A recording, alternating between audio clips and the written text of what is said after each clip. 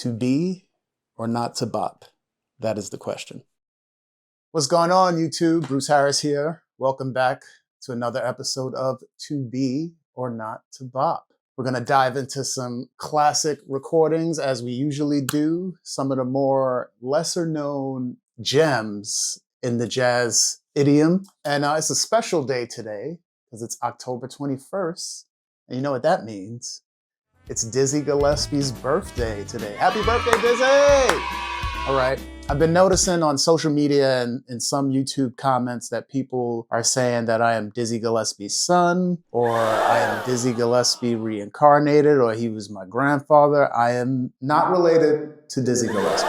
It's just the glasses and the trumpet. However, there is some connection between myself and Dizzy Gillespie. You can kind of say I'm one of his trumpet grandchildren. Why do you ask? Because I had the pleasure and honor of studying with the great John Faddis for many years, one of the all-time greatest trumpet players ever to pick up the instrument. As you know, or you may not know, Dizzy Gillespie was his mentor. Very open,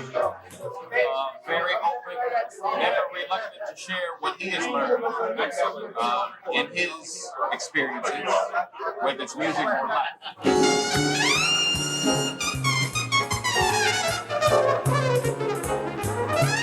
There's really only one person, even though I might look like Dizzy, I cannot play like Dizzy Gillespie. There was only one person who was able to do that, and that's the great John Faddis. Once again, I was fortunate to have him as a mentor. So we love Dizzy Gillespie. We also love John Faddis. Yeah, so today we're going to dive into the great Dizzy Gillespie. I got this horn here. This is the closest I'll come to playing like Dizzy Gillespie right here. That's all you get for now. This is about the records. This is about listening. All right, we'll get to playing later. All right. So the name of this show is To Be or Not to Bop. Where does that come from? What does that mean? What does that mean? Well, we're going to find out over time what it really means to be or not to bop. But you have to understand where that phrase comes from. That phrase comes from the great Dizzy Gillespie in his book here. This is his memoir. Let's hear him talk about it a little bit. When I play chess, I swim, and I'm in the midst of now. I have a publisher that's going to, I think, publish my autobiography. I think it's going to be out when I get 50 years old. Here it is. What was the raised eyebrows meaning at the end of that 50 years old? Well, I'll soon be 50. 1965. I'll give you a preview. The title of the book is going to be To Be or Not to Bop. You like that? And when will the book be out? Huh? When I get 50. Well, how many years will it take you to get 50? Well, count from 1917. You can do the math yourself. 2 years. I'm pretty good at arithmetic. Yes, of course, I see that. How long have you... All right, so all the math geniuses watching the show. That's right. Dizzy Gillespie would be 108 years old today. Do you still practice every day? No. All right, so we'll stop a little bit of that interview thing Saving here. it, y'all. So, To Be or Not to Bop. That's the name of our show. All right, today we're going to listen to a record entitled Dizzy Gillespie and the Double Six of Paris. Now, whenever I talk to fellow musicians, young trumpet players, and they ask me, what Dizzy Gillespie record should I listen to? This one really stands out to me because it's so unique. I usually recommend this one and also a complete Dizzy Gillespie on RCA. I think those are I think that one is actually essential, but we're going to focus on this one today. It is very unique. Who are the Double Six of Paris? Let's take a quick look. Let's go through our archives here. All right.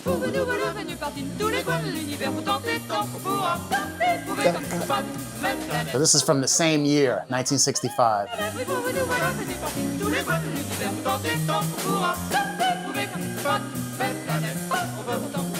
So what does this tell you? Here's a singing group from Paris in the mid-60s, about 20 years after the Bebop explosion. a group of singers very much in the vein of Lambert, Hendrix, and Ross singing bebop. And they're scatting in French. Jazz is a language. Scat, is scat a language? You know, some people say, how do I scat? You know, what are the scat syllables? I always said there is no, it's, you make it up, you create it. And I think this is a perfect example. You hear these people scatting, not real words in French. This is very interesting group. You don't really hear much about the Double Six of Paris. So this was a very cool collaboration. All right, let's stop that there for a second. Now, before we jump into the first track we're gonna listen to on this record, Emanon. What does Emanon mean? No name, backwards. All right. One of Dizzy's classics, Emanon. So before we hear the Double Six of Paris version, I always say we have to go to the source. We have to listen to where it all began. So we're going to listen to the original recording of Emanon first, and then we're going to jump to this record. Let's see what this French singing, French scatting band was able to do with this. So here's our original.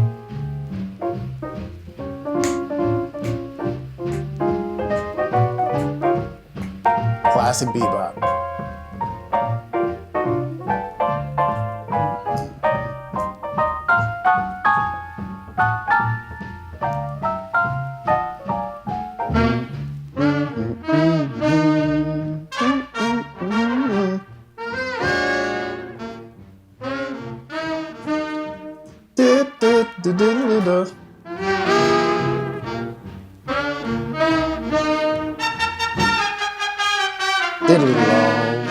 Ow.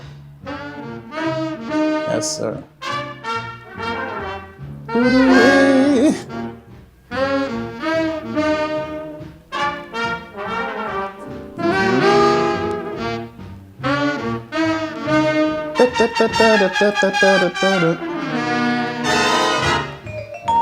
All right, Milt Jackson on the vibes. Uh-oh, flatted fifth.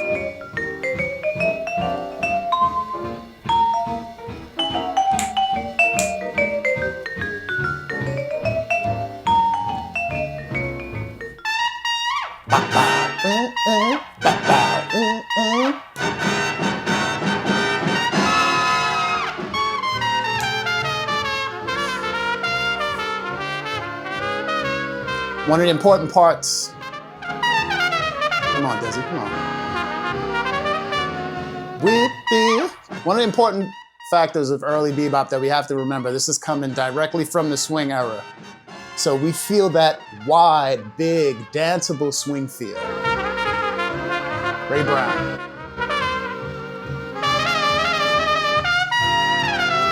All right, here we go.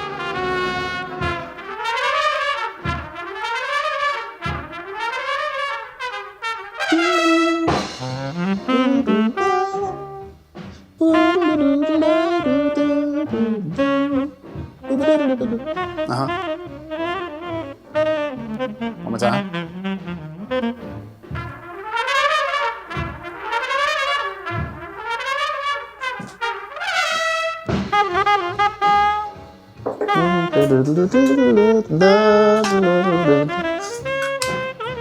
Gotta love that classic Dizzy lick right there.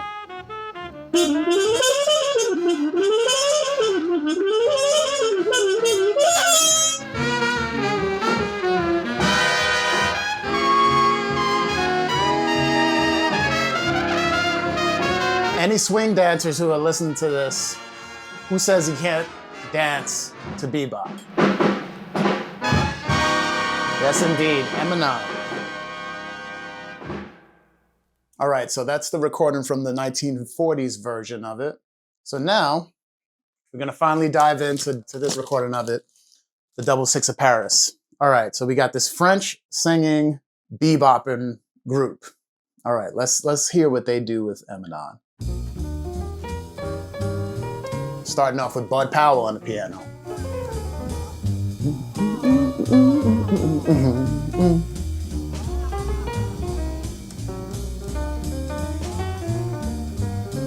Uh-huh.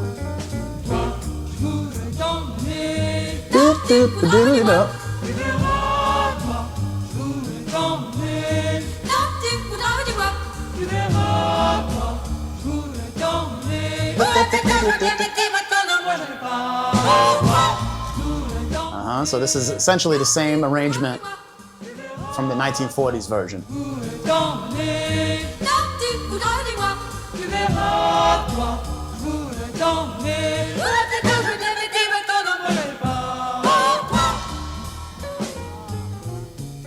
Yeah, so we started the recording with a piano intro by Bud Powell. Now we're on Bud's solo. So he's a special guest on this recording. So this is Dizzy and the Double Six of Paris featuring Bud Powell. The rest of the band is Dizzy's steady band at that time, which was James Moody on the tenor saxophone, Chris White on the bass, and Rudy Collins on the drums. All right, now check this out. This is crazy right here. Check it out.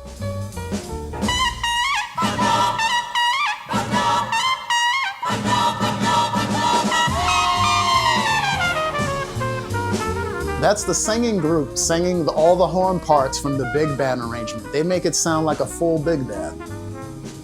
Here it comes again.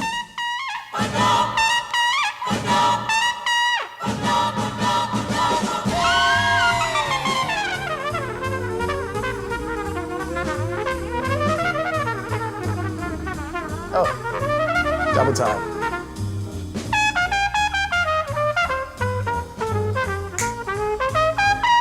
Come on, Dizzy.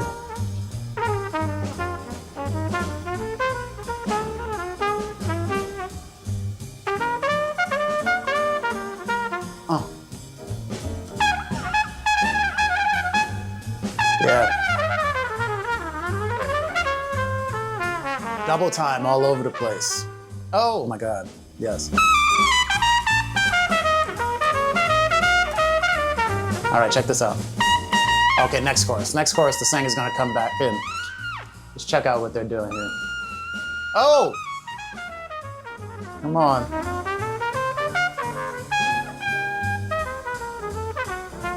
All right, here's it. Here we go.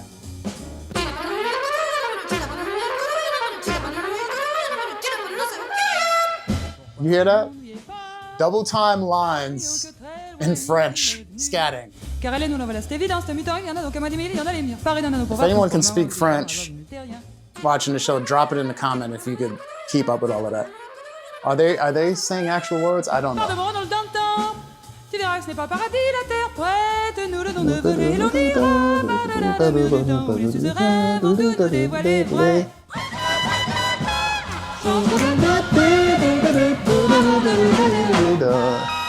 Yep, little quote from Cool Breeze, Dizzy Gillespie's Cool Breeze. Mm-hmm.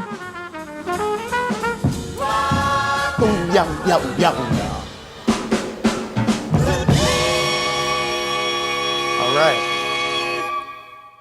Dizzy Gillespie and the Double Six of Paris, very unique. Scatting in French. Maybe we can scat in every language. Who knows? Who knows? All right. So again, pretty incredible display of virtuosity, swing, extremely unique, all the elements. Classic bebop. So this is why this is an important record. Let's go on to another track from the record. We're going to listen to Con Alma now. This is a pretty beautiful version. Hi-hat.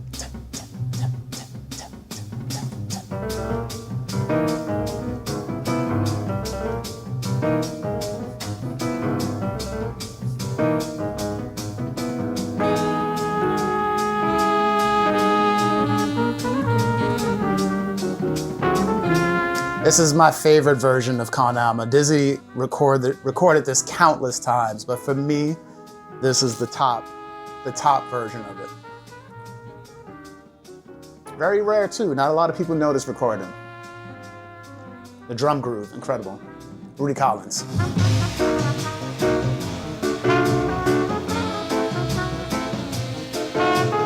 And for all my true beboppers who love Kenny Washington, if you talk to Kenny Washington, his drum teacher is the drummer we're listening to right now, Rudy Collins, or one of his first drum teachers, if I'm not mistaken.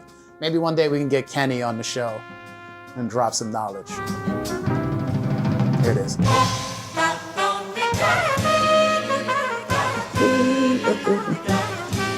This solo's beautiful.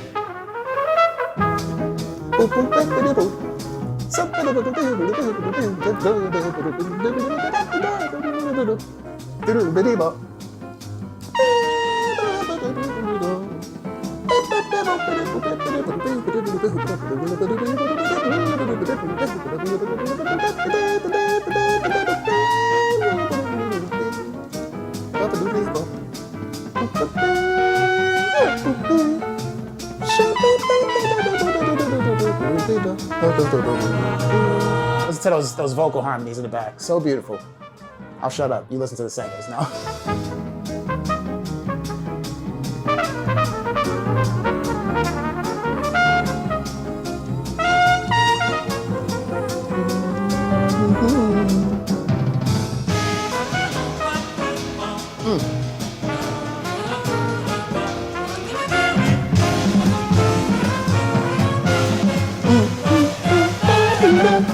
Come on, double six.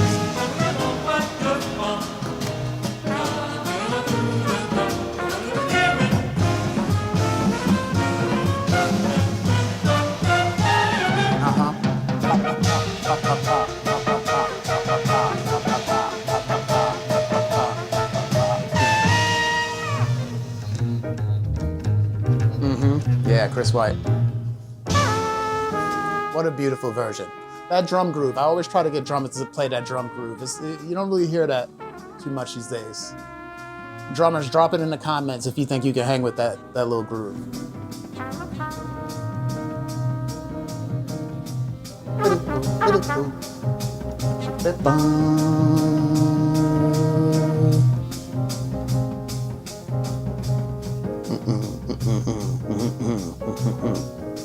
Yeah.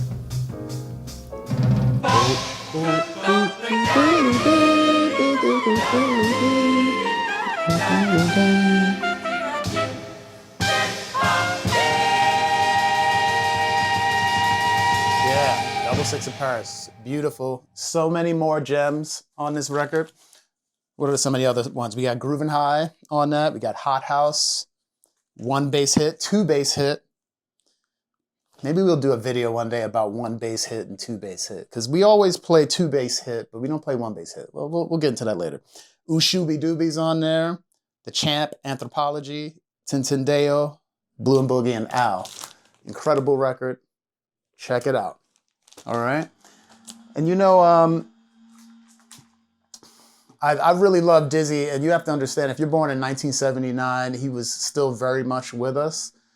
And it's funny, a lot of people in my era who grew up thought Dizzy was Bill Cosby or Bill Cosby was Dizzy Gillespie, but they were actually great friends.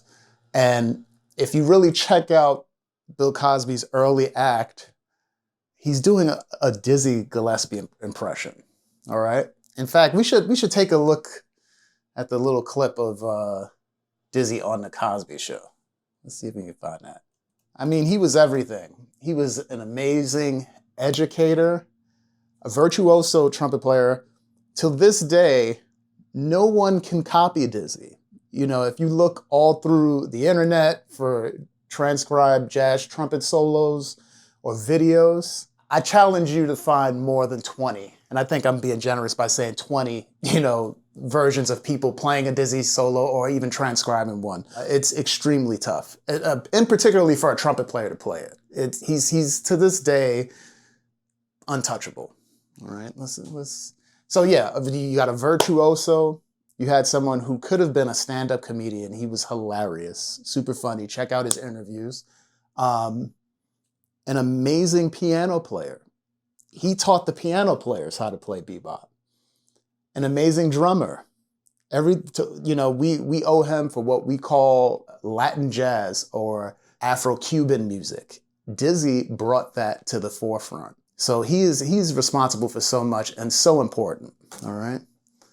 So before we go, let's get a little glimpse of Dizzy the person. I always thought this was pretty cool. Oh, here it is.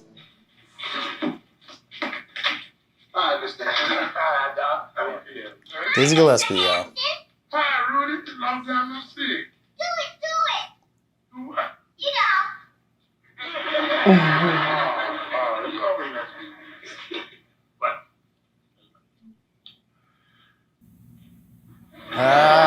The cheeks. People's always ask me if I can do that. Not like that. Mm-mm. I do something. All right, yeah. Oh, yeah, let's check out this part, too. Funky. So funky. Go Dizzy. Go Dizzy.